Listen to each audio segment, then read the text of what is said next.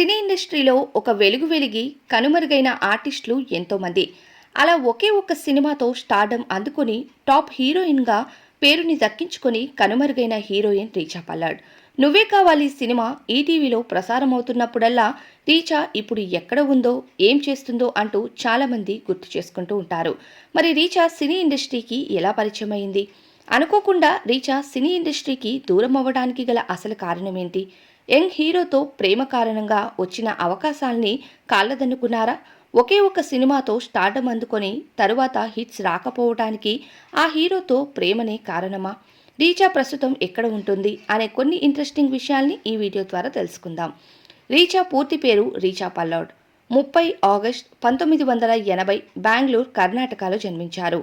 రీచా గారి తల్లిదండ్రులకి రీచను ఎలా అయినా హీరోయిన్ చెయ్యాలి అనే కోరిక ఉండటంతో చిన్నప్పటి నుండి రీచను యాక్టింగ్ క్లాసులకు పంపటం, అలానే ఇండస్ట్రీ చుట్టూ తిప్పుతూ చదువుని పాడు చేస్తూ ఉండేవారు. దాని కారణంగానే తన చదువు సరిగ్గా సాగలేదంటూ రీచా చాలాసార్లు పాత ఇంటర్వ్యూస్లో చెప్పుకొచ్చారు. అయితే రీచా చైల్డ్ ఆర్టిస్టుగా కొన్ని హిందీ సినిమాల్లో నటించిన సంగతి చాలామందికి తెలియదు. 11 ఏళ్ల వయసులో లంహా అనే హిందీ సినిమాలో చైల్డ్ ఆర్టిస్టుగా 1991లో ఇండస్ట్రీకి పరిచయమైంది రీచా. ఆ తరువాత 1997లో పరదేశ్ అనే సినిమాలో నటించింది. తరువాత నువ్వే కావాలి అనే సినిమాకు హీరోయిన్గా తరుణ్ సరసన నటించే అవకాశం వచ్చింది. పరదేశ్ సినిమా నటించిన 3 ఏళ్ల తరువాత నువ్వే కావాలి సినిమా అంటే 2000లో రిలీజ్ అయ్యి సూపర్ డూపర్ హిట్ అయ్యింది. ఈ సినిమా ఈ తరం వాళ్ళకి కూడా బాగా నచ్చుతుందని చెప్పాలి. ఈ సినిమాలో రీచా మధు పాత్రలో నటించి అందరినీ మెప్పించడంతో పాటు ఆ సినిమాలో తన నటనకు ఉత్తమ నటిగా అవార్డుని కూడా అందుకుంది. దీనితో రీచా ఊహించిన స్థాయికి హీరోయిన్గా ఎదిగిపోతుంది అనుకున్నారు. రీచా తల్లిదండ్రులు అనుకున్న ఆశలన్నీ నిరాశలు అయిపోయాయని చెప్పాలి. రీచా తెలుగు, తమిళ, హిందీ, కన్నడ భాషల్లో మొత్తం 25 సినిమాల వరకు నటించింది.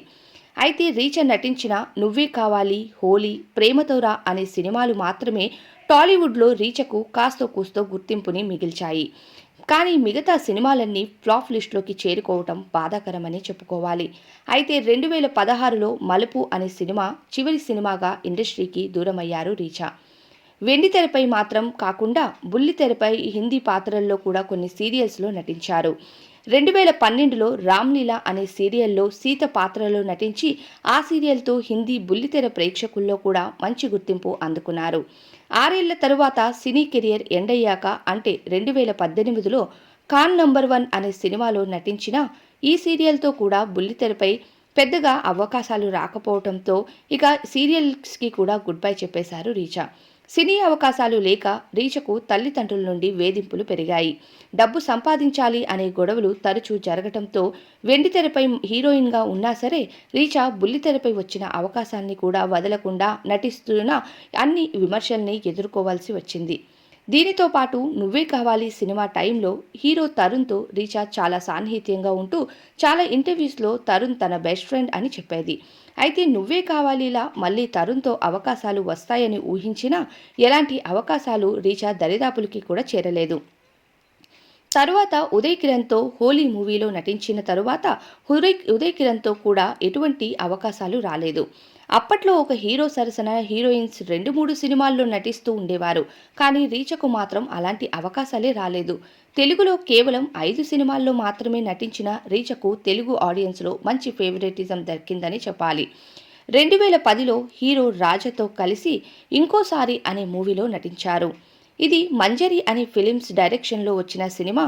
ఇక ఆడియన్స్లో చాలామందికి ఇటువంటి సినిమా వచ్చిందని కూడా తెలియదు. ఇక బాక్సాఫీస్ వద్ద ఈ సినిమా అట్టర్ ఫ్లాప్ అయిందని చెప్పుకోవాలి. ఈ సినిమా టైంలోనే హీరో రాజాతో రీచా ప్రేమలో పడింది అంటూ ఫిలిం నగర్లో టాక్స్ బాగా వినిపించేవి.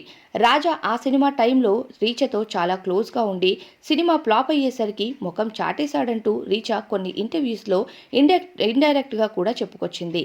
యాంకర్ అనసూయతో ఒక ఇంటర్వ్యూలో రీచా పాల్గొని ఆ ఇంటర్వ్యూలోనే రాజా కోసం అసలు నిజాల్ని బయటపెట్టింది. అయితే రీచా కెరియర్, ఇష్టపడిన వ్యక్తి మోసం ఇదంతా బాధపడుతూ కొన్నేళ్లు డిప్రెషన్కు గురైన రీచా ఆ తరువాత తను అమెరికాకు వెళ్ళిపోయింది. రాజుతో సెపరేట్ అయిన ఏడాది తరువాత హిమాన్సు బజాజ్ అనే వ్యక్తిని వివాహం చేసుకుని ఫ్యామిలీ లైఫ్లో సెటిల్ అయింది. 2013లో రీచకు ఒక కొడుకు కూడా పుట్టాడు. ప్రస్తుతం భర్త, కొడుకుతో సోషల్ మీడియాలో యాక్టివ్గా ఉంటూ తన బెస్ట్ మూమెంట్స్ అన్నిటినీ షేర్ చేసుకుంటూ ఉంటారు రీచా. అందరి ప్రయాణం గమ్యం చేరుకోవడానికి, అందరూ సక్సెస్ రావటానికే ప్రయత్నిస్తారు. కానీ మధ్యలో వచ్చే ఆ ఒడిదుడుకులతో జీవితాన్ని నాశనం చేసుకుంటారు. కానీ హీరోయిన్ రీచా అలా కాదు. సమస్యలు వచ్చే దారిని వదిలి సరైన పద్ధతిలో జీవితాన్ని కొనసాగిస్తున్నారు. ఇదే సినీ ఇండస్ట్రీలో కనుమరుగైన ఒక అందాల తార రీచా పల్లడ్ జీవిత విశేషాలు. ఈ వీడియో మీకు నచ్చిందా? ఆమె నటించిన మూవీస్లో మీ ఫేవరెట్ మూవీ ఏంటి? ఇలా కనుమరుగైన హీరోస్, హీరోయిన్స్ మరిన్ని బయోగ్రఫీస్ కావాలంటే కామెంట్స్లో చెప్పండి. ఇలాంటి మరిన్ని ఇంట్రెస్టింగ్ వీడియోస్ కోసం మన ఛానల్కి సబ్స్క్రైబ్ చేసుకోండి. Thank you so much for watching this video till the end.